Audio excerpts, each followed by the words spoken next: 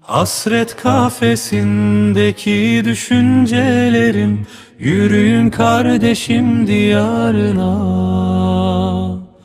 Ümit yellerim ve sevda güvercinim, neyler şehidimin inci tahtında. Hasret kafesindeki düşüncelerim, yürüyün kardeşim diyarına. Ümit yellerim ve sevda güvercinim, neyler şehidimin inci tahtında.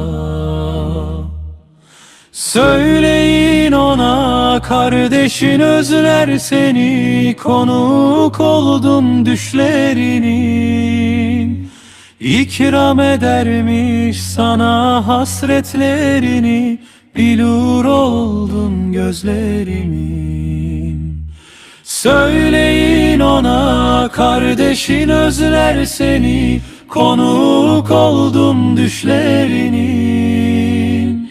İkram edermiş sana hasretlerini, bilur oldum gözlerimin.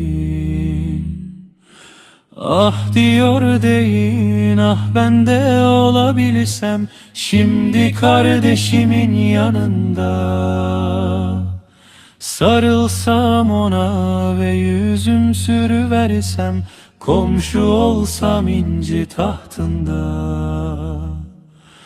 Ah diyor deyin, ah ben de olabilsem şimdi kardeşimin yanında.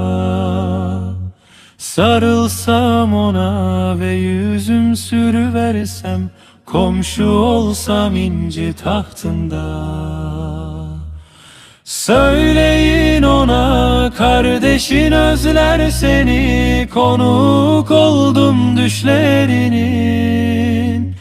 İkram edermiş sana hasretlerini, bilur oldun gözlerimin.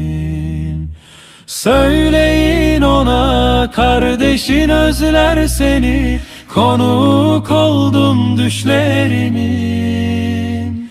İkram edermiş sana hasretlerini, bilur oldum gözlerini.